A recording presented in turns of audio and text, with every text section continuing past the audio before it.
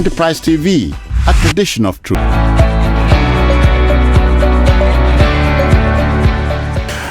Hello and welcome to another program in the series, Homo Politicals.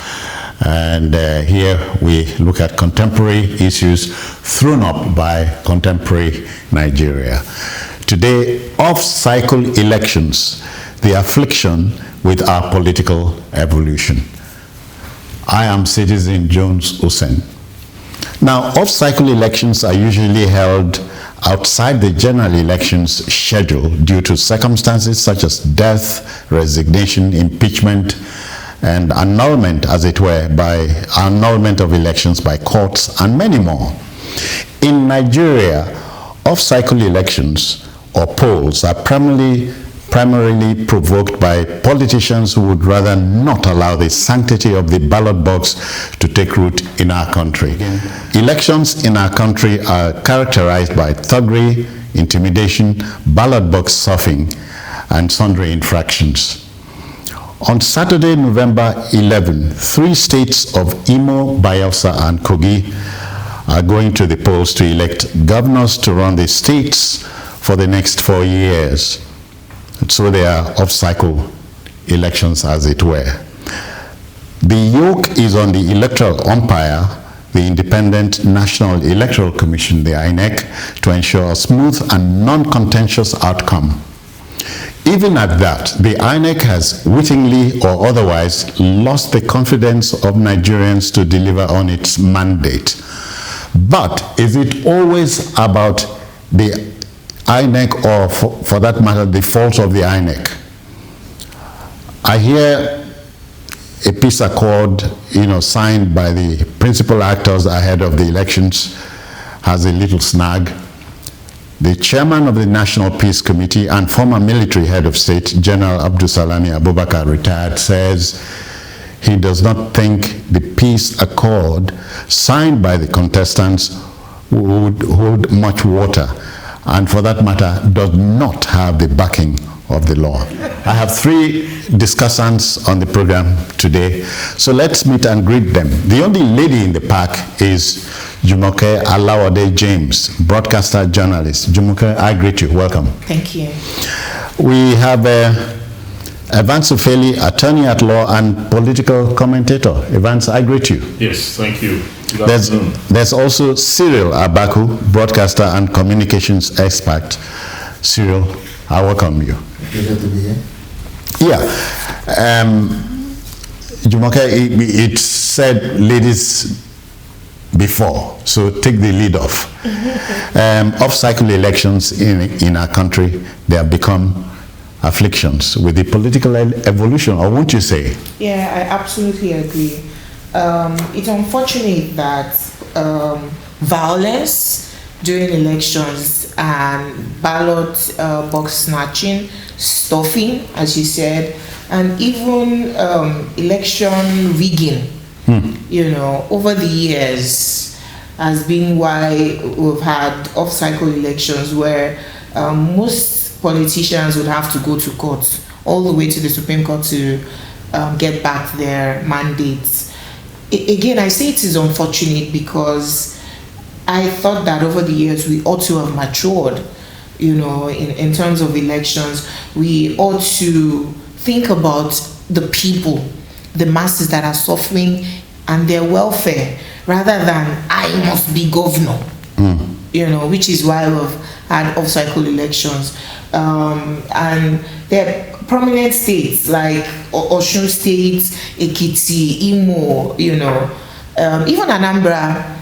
But the ones we're having this weekend, everyone is asking for peace. I saw a video by Onyeka Owenu where she said, enough is enough, in Imo State, the bloodshed and all of that.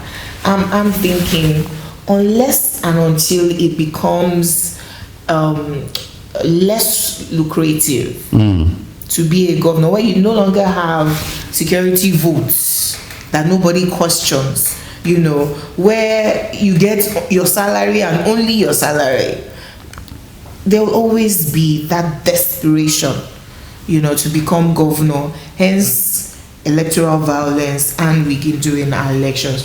Definitely, they've become a menace. They've become a headache because we spend billions only to go to court, and I will come back to the rest they say is history. I will come back to my personal opinion on the Supreme Court governor in Imo State. Well, after spending whatever that means, after spending billions for elections, then you go to court, and then the person who came forth eventually is announced as the winner by the Supreme Court. Jumoke, you said we were going back there, so for now, let's have a pause on that. Okay? Yes, sir. We have a lawyer here. Evans, when Abraham Lincoln said years and years ago that the ballot was stronger than the bullet, he was referring to the sanctity of the ballot box. Yes. But in my country, that's a no-no. Yes, it's a no-no because of the way the people, the electors have conducted themselves over the years. We have seen situations where the electors collude with the politicians to have the ballot boxes snatched. It's not the politicians that snatch the ballot boxes. They have, they are working in concert with the, electors, some of whom have decided to use the election period to make money. And because these politicians are also very out there looking for those who can help them to, alter the system in their favor, then they get there. Abraham Lincoln made that statement because the ballot box is sacred. It is the ballot box, that instrumentality is where the citizens donate their allegiance by virtue of civic responsibility for the purposes of making a choice for leadership.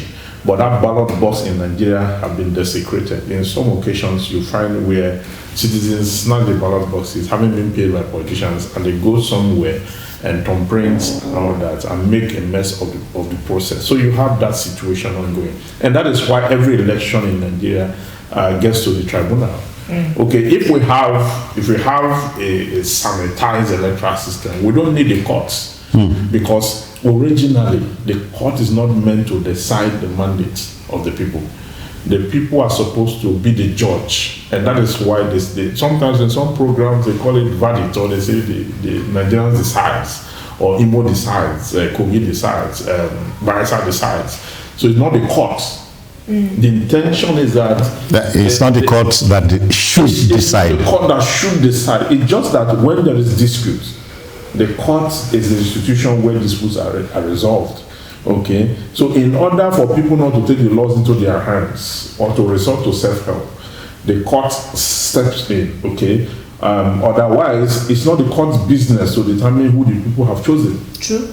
Okay, so but today the court will have to wade into it because the court is on its own. Then the politicians approach the court and say there was substantial non-compliance during the election, there was malpractice, one candidate was not qualified, one candidate had a fraudulent case, sometimes was convicted somewhere, and by section 131 and 134 of the 1999 Constitution, you have issues of qualifications. If you have been convicted before, you cannot. If you have a case for which you have had issues, you cannot. If you are not of age, you cannot contest. If you are there, listed there. So, and because each politician has filled form, stating who they are, what they have done, and all that, every other politician have access to that.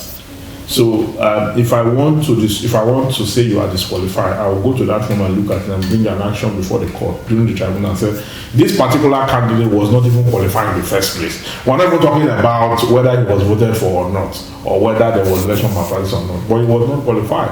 Okay, so the only way we can get back to the sanctity of the ballot box is when the citizens decide to be patriotic, when they decide that merit should count for something. Because as we speak, merit does not count for anything in Nigeria. So from that threshold, you have issues. From the breadth of that is where you now have the malpractice that we're talking about and all other issues that surround. Evans, that our politicians have become Machiavellian is a big problem.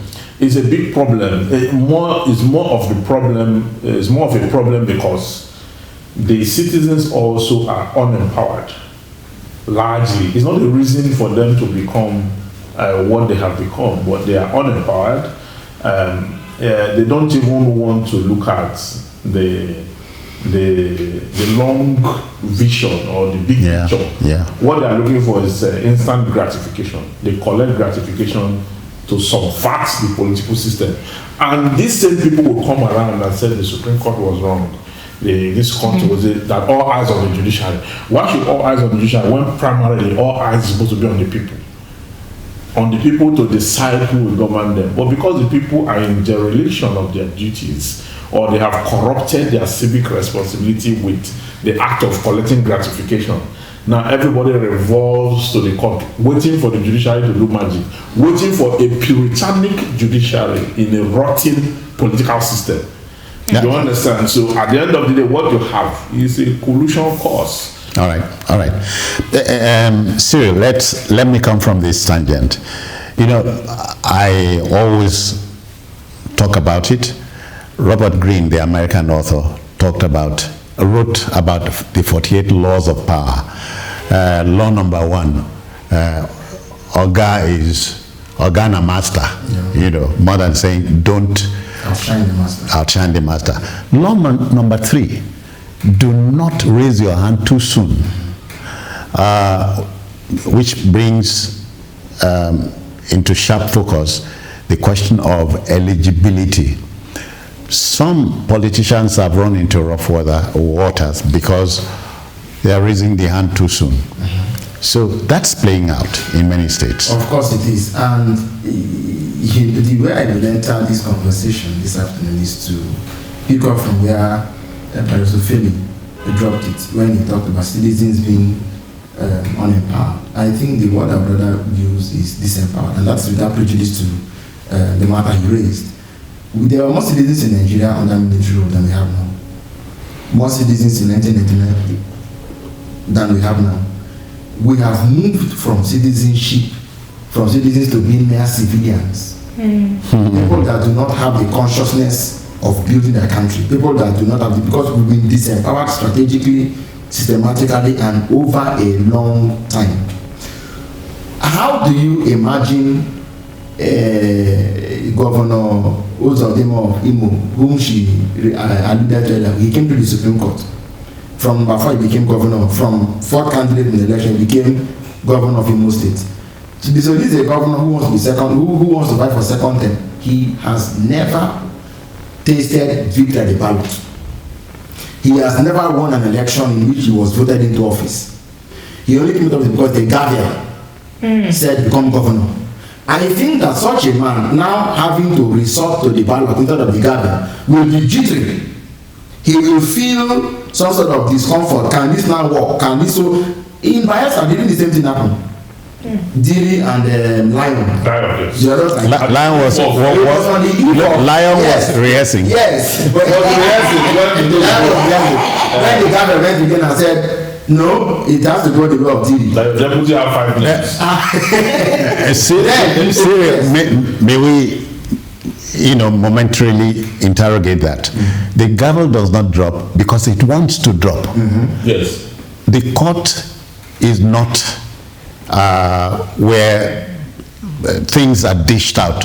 It's what you take before the court. So we will come to the matters that make the court act the way it acts. Okay. This thing didn't begin today, but I will remember that in 1979, we had that issue of Yes. And how the Supreme Court of the country gave a judgment that it said this judgment should not be cited as precedent, one, and later on came to admit that the reason why they didn't give the judgment the other way and she chose to affirm Chadari's election was because Rafian dancers had been rehearsing at race course. Yes. And that a lot of foreign leaders like the Saudi king, the American, they already congratulated Shagari, and that to upon the election that way by the courts will amount to destabilizing, and so that they just let the anomaly to rest. But you cannot act this way and then say nobody should do what we have done. So that precedent has been omitted. Do you even remember that in the First Republic, the election of Tafawa Balewa in his constituency was debated? The court said that the man who came to challenge Balewa's election as a member of the House of the Federal House of was it Representatives? Yeah. It was not married. They just said, you know what, that's the case. The British judge Nigel Real he said, let this matter just be. If they had gone into the substantive issue that his opponent has raised, if there was every likelihood that the election of Shagari was but would have been upturned. Yeah. So this pattern has been on a long time. You know what democracy does is that 1999 when democracy came, there was a groundswell of interest by people to all come into the political space. And so what was source for the goods had to be source for the gander. That's why this thing has become, it has become liberalized. If you go to court today, if the same way in which Silva, for example, in Bayelsa, one court said he couldn't run, the upper court said he could run. This look like very elementary matters of law.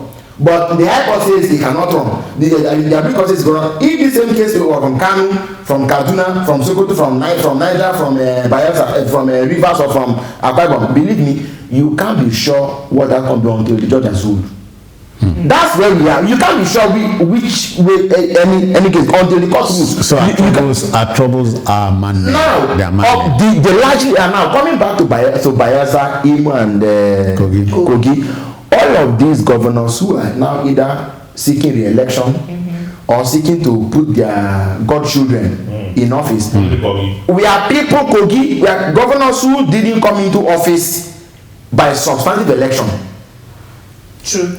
They did not. The case of Yaya Bello was because the other man who was passed and then they had to do so. All of these men are not organically, democratically elected people. They are not used, they don't understand what it means to campaign, to source for the votes. They might have participated, but not to the point of winning an election. Are we in deep trouble? No, well, let me say this now. How then do you expect them to naturally have that instinct of belief that the ballot can be the beginning and the end of the whole process? It was former Governor Umahi of Ebonyi who said that as politicians, what they do is that they plan. The whole process is first you win the primary election, secondly you contest the main election, then third you go from the federal court to the court of appeal and then to the Supreme Court. So the way we look at post-election cases, they don't call it post-election. It's still election. It's good. It's still election for them. So what happens in 2 days time is just the beginning of what may last for another 1 year as far as they know it. INEC said if you're running for governor or for president, don't spend up to some amount of money. I can assure you that for the average politician, what they spend on, you call it toggery, is a budget on its own. Logistics. What? Logistics. Well, if you look at the, we're going to talk about that Imo, the emergence of the Imo State governor at the last when he came in at the first time. If you look at it, the adverse party contributed to his victory because what happened was that the duplicates of the sheets where the results were recorded, the copy that was issued to the police. He came to court and said that part of his vote were not counted. Yeah. And the court wanted to get evidence to that effect. How do you mean? Where's the evidence? He brought that document and said, look at the sheet that was given to the police, signed by INEC, that if this number of voters were added to what I would have, I won the election. You understand? When that was tendered, the adverse party did not contest it. Okay, so it sailed through. And the Supreme Court looked at it and looked at the validity of that, the veracity of it, and calculated what is called there, added it to what is called, because when you say if someone who came out first, you need to know how it happened. Advance, because that is what is bandied on the streets. Yeah, that was bandied. But if you look at it from the point of law, because there was no technical ground. The other lawyer, the adverse party lawyer, did not, debunk that objective and with evidence. So it sailed through. And at the end of the day, number of votes eventually became more than the number of voters. Yes, number of votes eventually became more than that. But at the end of the day, what we had was when it was compared, what they had, what INEC had, there were discrepancies, but the court had already ruled.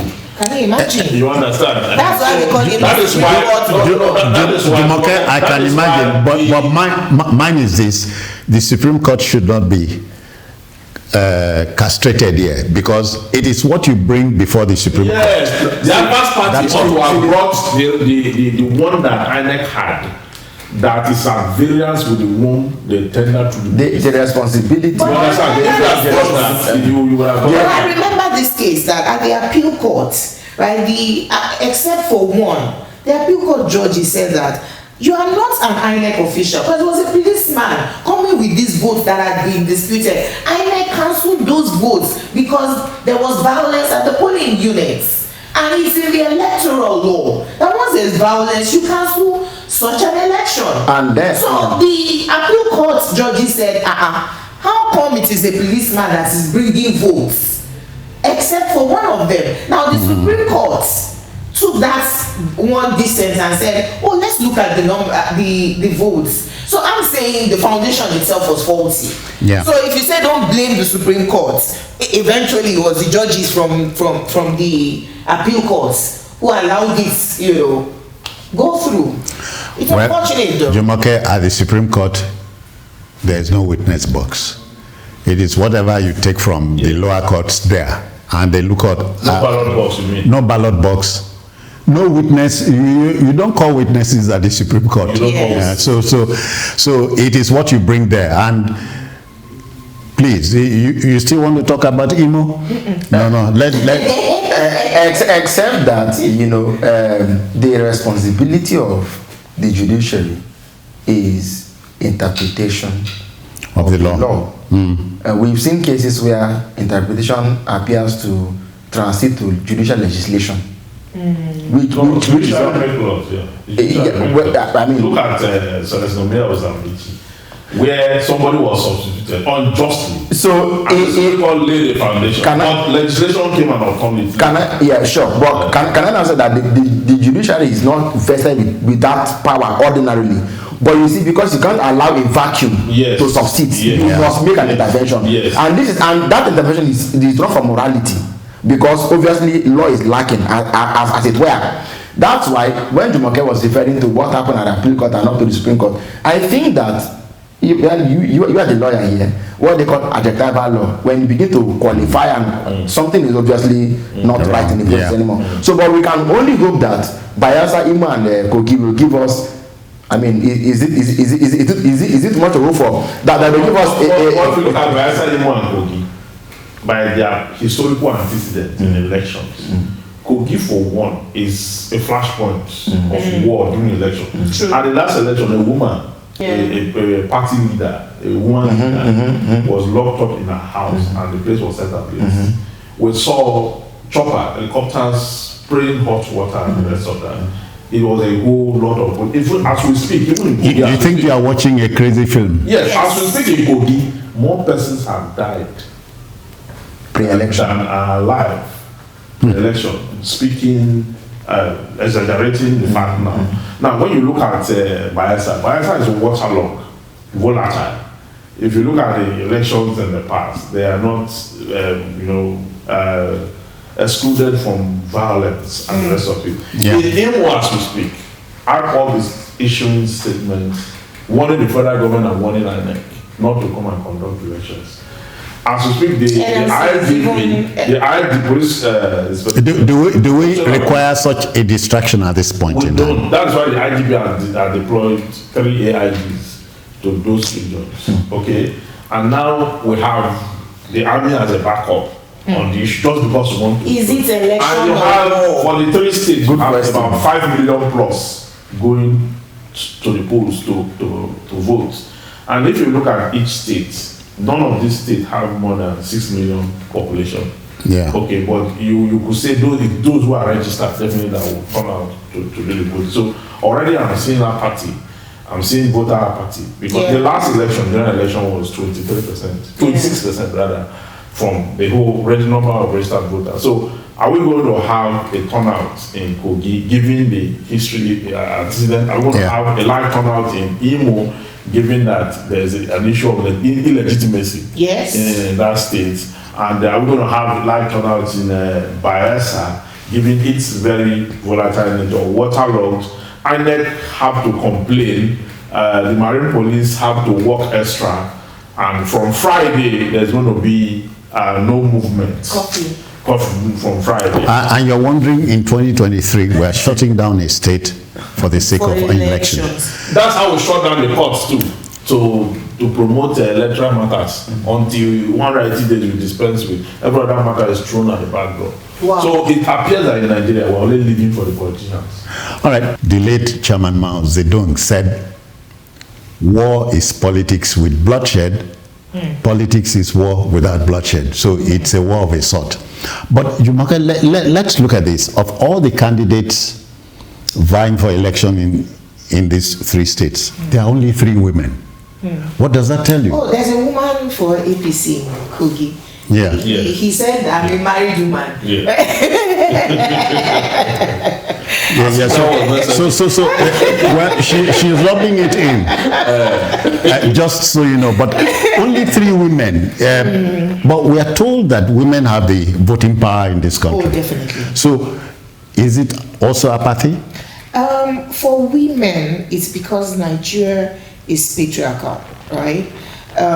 Women have started to come out in every industry, and for politics, because of the nature of Nigerian politics, where it's nocturnal, we're having meetings in the middle of the night, and women they're the nurturers at home, right? So I'm looking at my wife attending a meeting at 1 a.m.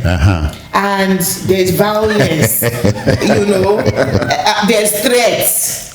They are deploying 5,000 new policemen and new AIG to the area because of election. You will say, Madam, I value you very much. Nobody will take care of these children for me. So you will find that women in politics are either divorced or grandmothers, widows, people who their children have left. Are you listening? Yes, their children have left home, because if you have small children at home, you're not going to leave them to caretakers and say because you want to rescue Nigeria. We have a Natasha that is married. We thank God for Natasha, to be honest with you, because again, the amount of violence that she has absorbed and seen, her campaign house building was burnt during the last elections. The road to her local government was cut during general elections. Natasha is a strong woman. She's not regular. We even know. So the point is, of course, there are women in politics. I mean, we once had a female governor, although she was only there for a few days. So it's the nature of our politics. Unless it becomes safe enough for women, the men who go into politics are even afraid. A female governor. I don't know. The courts overturned it. I think it was the. Adamawa? Oh, no, it wasn't that. We had an active female governor in Anambra. God bless. Yes, Virginia Echaba. Acting. Yeah. And then Adamawa were already celebrating again. It was overturned.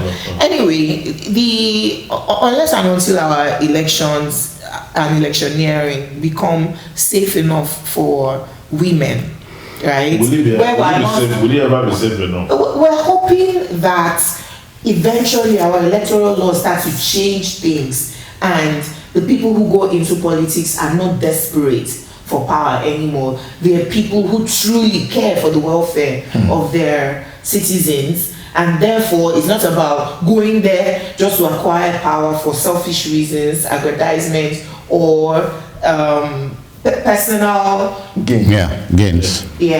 Unless and until it becomes that, the amount of women will still be the few Natashas. Okay. No, this is Homo Politicals, reaching you from Enterprise TV here in Lagos.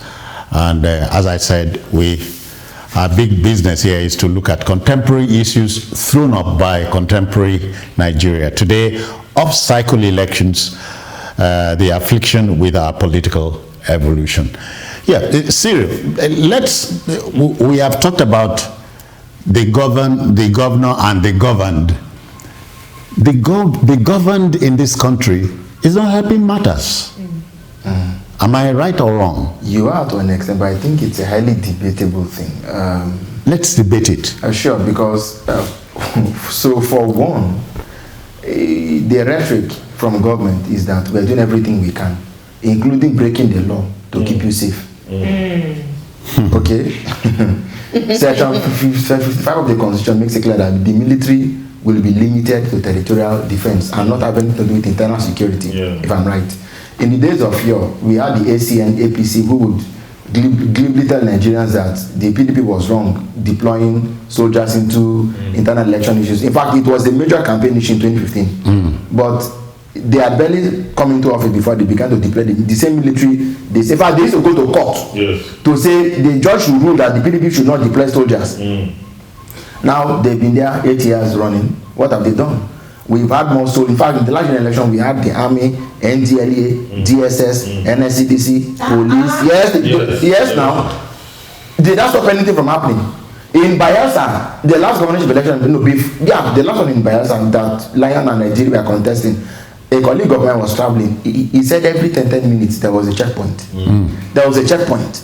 Then you had the Navy deploying huge gunboats. In the end, what happened? The question is, where are these people? When the cookie crumbles, where do they normally go to? That's the question. Where are they always? Do people die? Yes, they do. Do ballot boxes get smashed? Yes. And you see today, the matter hasn't become more sophisticated. I'm going to talk about it.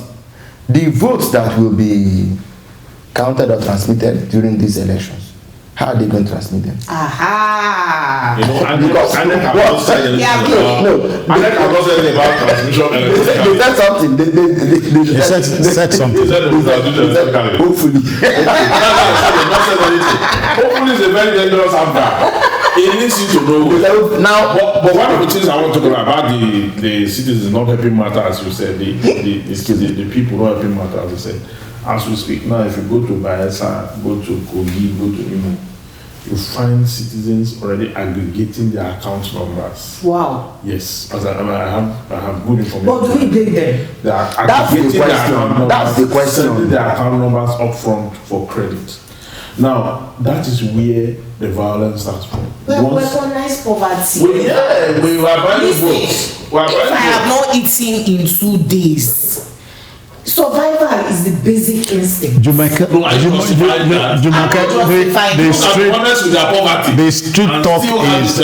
the street talk is na poor I know grace. If you see what I mean. I see. So poverty will make you become crazy? Citizen, so personally, I abhor that practice of vote buying and vote selling and so on. But it's a huge market. The market is not as easy. You see, in Ekiti, there was a story about the professor and his hangers on and his children, and so his driver was the first who, on election day, went out and he went to vote. And he I think he had been saying it in the house, and he went. This was many years ago. I think that was when the naira still had some value. The man said, "Where did he get all this money from?" He said, "From his vote." Yes. The house was empty in a minute. Only the house was empty in a minute. Everybody, they all ran out. Do you know that in many places where elections are free and fair, it is because as opposed to hijacking the process, they've agreed and acquiesced that we can do this thing in peace. So give us our own, we give you your own, and you go. That's what they normally do. Yes. Wow. Where if you hear that election was free and fair in many places, Yes. it is that they settled. There's a give and take. Yes. It's a huge market. When you say it was free and fair, what do you mean by free and fair? When you say they are going to the polls, you are speaking grammar. They know the time has come. You are speaking from the books. But what actually takes place on that day that is a market. So many people came to buy and so many people came to sell. So at the end of the day, there's an exchange of value. So what you have as number of votes a candidate scored is tied to what he has spent. That is why these leaders cannot take a recourse to the people when they win elections. They have said to the people at the polls, so they have no obligations. But it's people going to the booths. So we are all complicit. No. We are all complicit. The blame must begin from somewhere, and I'll come to it. Somebody goes to into the polling booth, and they've told him, you better record yourself as your thumb printing, otherwise he won't, and he knows what to do. At a point, INEC said they don't want phones and whatever near. You remember that Yes. Why do you think they were making that law? Yes. It was to prevent, but again, you can't stop this thing because it's only to. So after they said stop carrying phones, now you pretend like you want to drop your ballot paper into the bucket, and then you show them. You show them where you because of your balance. Yes. Your balance. You have a balance spending. Yes. I need to collect that balance. Out of 10,000, So we are all complicit. No. We may not all be. Let me because Even Buhari displayed his own. Exactly. Now see where I'm going, citizen Jones. The citizens elect, they run the country, but they elect leaders to do that job on their behalf. Yeah. And so the government is accountable to the people. Yeah. But Can we safely say at that point that we deserve the government we are getting? Yes. yes, we do. Largely so, but not entirely. Now this is the problem. You know that the government holds power instead for the people. They have, and by law, they are the ones who ought to have a monopoly of the instrument of coercion of state, the army, military, and so on, police power, whatever. Now, in light of that, they have certain privileges and powers that the people may not be able to counteract on their own. Yeah. Although they give them the power to so use. It was on that premise that Joseph Stalin one day took a hen and began to de-wing it and pluck the feathers off and left it on the table, and the hen couldn't fly, couldn't do anything. Then he began to throw crumbs at the hen, and he was moving and the hen was following him, and he said, this is how I treat people. I think this was the Soviet Congress. And he said, these are. Now the question is, who has the power to inflict hardship more? Government. Who has the power to begin that process that becomes a vicious circle? It's government. Why don't we have good thinking, reasonable men in government who will be willing, who understand? Come from the citizenry. Now I'm coming. Who understand the import? Because you see, they cannot go through. What now I'm coming. You see, there are governors who perform well in this country, and there. Build roads, bridges, hospitals. I give one example. The governor of Borno State till today amazes me.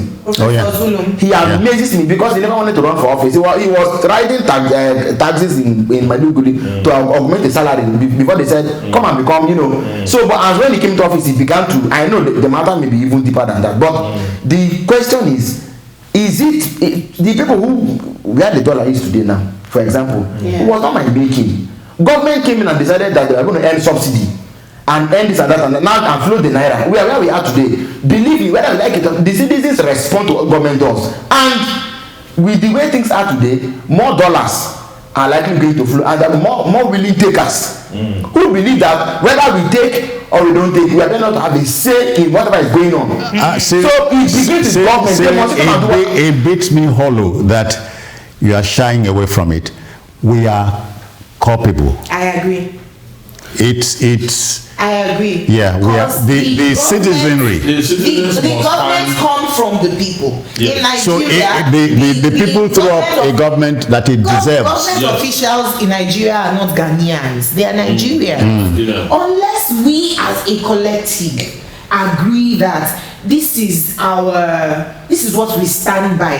What's the Nigerian? When you try to agree to stand by anything, there are those who will come and tell you that you cannot stand by anything. So when we are more than them and we together stand against them, they will realize that how many will you kill? Jumoke, we can't easily get that critical mass in a place like Nigeria. That's where your neighbor who knows you are a thoroughbred fellow, is straightforward, will attempt to bend you by hook or crook. Yes. So and if you refuse to be bent, You are tagged. The countries that have we faced revolution, France, for example, Professor Oni Oshundari, yes, Professor Oshundari was explaining it one time. He said it was because in France, for example, people had transgenerational poverty continuously. Just like Nigeria. No. In Nigeria, it's a bit different. 2-3 generations, 4 to 5 generations, poverty on a massive scale. Wow. So there's a clear line between the rich and the poor. So the poor could at a point mobilize and fight against the rich. In Nigeria, you know, somehow. But we have 114 million. We have Nigerian poverty is difficult to even define. Because if you went to a dump site, is it what do you call it? A dump site where you have people living in shanties and so on, you may even see DSTV cable there. Our Nigerian poverty is not very. It is, but you see, we've not got. It's not properly segmented. It is not, and that's why it is difficult.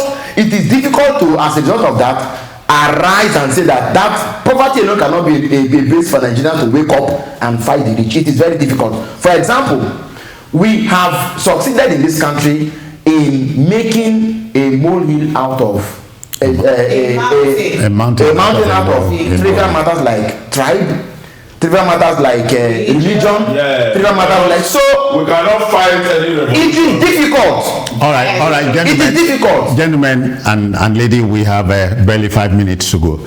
I'd rather we broach a subject matter which is burning. Godfathers. Godfatherism, Jumoke, godfatherism in politics is a universal phenomenon. In Nigeria, godfathers have become substitutes for democracy. Yeah. So we discussed this last week, godfatherism in politics in Nigeria, and the summation was that as far as it is very, very difficult, extremely difficult and expensive for an ordinary Jumoke to love her state, her and the masses, and say, I want to be in Natasha Oti and fight for my people and empower them and get into power, right? Because I do not have hundreds of millions in dollars to spend for the electioneering process, then it is former governors who have had security votes unaccounted for that can now spend, and godfathers, people who have been in government before, in politics, or extremely rich people who eventually become godfathers, because I didn't see Andy Uba in any political position before he became Ngigi's godfather. But the extremely wealthy eventually fund the elections of some people for their own selfish interest. But when you have a playing ground that is fair to all, that is not about elections cost money everywhere. Is there any such ground anywhere? Elections cost money everywhere, unless and until the people, like I mentioned last week, start to crowdfund. So we want Evans to be our governor, and Cyril as godfather, as chosen citizen. We the people now say we will crowdfund for Evans. So all the electioneering he needs to do, posters and campaigns and all of that, the funding comes from us. So he doesn't need a godfather, nor does he need to have stolen in the past. And then he can contest against citizens, and we then vote him. Regardless of that, Cyril has sponsored citizens' election. Unless that happens, we'll just continue to complain and keep on doing the same thing. Yeah, Evans, you are the only legal head here. Former governor of Rivers State, what's his name? Yes, prided himself on having bought forms for almost everybody there. Yeah. So he's a godfather times 10. Yes. Is that justiciable? It's not justiciable because a governor who have had his 8 years should be able to allow others to contest election and have a free flow. Okay, if you have a law for a state, but you don't have that, the power of incumbency plays a very strong role. If not that, in Abia State, that the current governor there was, persistent and had the people as a backing. You saw how they would have used INEC to upturn his victory. True. Now, because INEC does not have a mind of its own, each time we discuss politics, we need to talk about the umpire. The umpire today is partisan. The umpire today is like a political party. You think he has not been the umpire has not been conditioned? They have not, yeah, well, they've been conditioned, but they're not credible. That's what I'm saying. They are not credible because it will take a past governor or an ex-governor to fund INEC in the manner at which they will. INEC? Yes. Because INEC take gratification. They collect money. Yes. So, and when they have collected money, that's when you see they start to modulate things. They start to tell you that they cannot transmit, technical glitches, a lot of issues. They are corrupt. So if you have an umpire that is corrupt, how would you have a clean slate at the polls? That is when you resort to the court. Okay? Thank God it's coming from the lawyer. Yes, that's when you resort to the court. Okay, then when you get to the court, even if Jumoke, lawyers are in season now. even if you have a, when you get to the court, even if you have a good case is not enough. Wow. It's not enough. You need good evidence to ground your claim. Just like in the case of P2P, did we not see the rigging? Did we not see? We saw all that now. Yes, but you see, whatever we saw on that, they count nothing to the court until there's evidence before the court to authenticate it. You understand? So when there's no evidence, it cannot work. The lawyers did their best, but they But cannot. INEC became a political party. Yeah, INEC was partisan, you understand, made a lot of and all that. So the truth is that if we are going to get forward, if we are going to move this country forward, we must, as a matter of necessity, De-emphasize have an Godfathers. umpire that have a mind of his own. All right, Cyril, how do you close? Which is the risk for the establishment. Godfatherism. There is- Yeah, because the point is, given the stringent measures that are even required to be governor or president, how many normal politicians can afford those requirements? How many yes, and you know, and can count it a sunk cost that if it's 2020. It's difficult. And how many companies, how many businessmen can fund you? You know, and at the end of the day, if you lost the election, the person who will become an enemy to their businesses. So it's difficult, you know, it's a tricky. Now, this is why these money bags who have to have stolen government money will have to be the ones like he said to be able to sponsor and fund the election.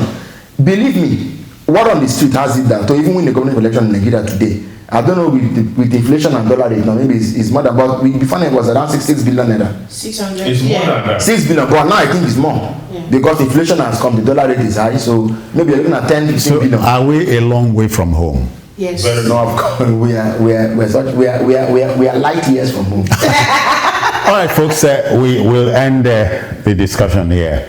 The debate can continue. We are constrained by time, so we must pack up and go. But not before thanking Jumoke Alawode James for your time. Thank you very much. It was an honor to be here. Evans Ufeli, many thanks too. Thank you. Not forgetting Cyril Abaku. My pleasure, Citizen. All right, the program returns next week at the same time. Until then, this is Citizen Jones Hussein saying thank you for watching. Bye-bye now. TV, your one-stop shop for news, programs, human angle stories, the economy, sports, and much more. We go the extra mile to bring incredible details to you. So hop on the train now. Enterprise TV, a tradition of truth.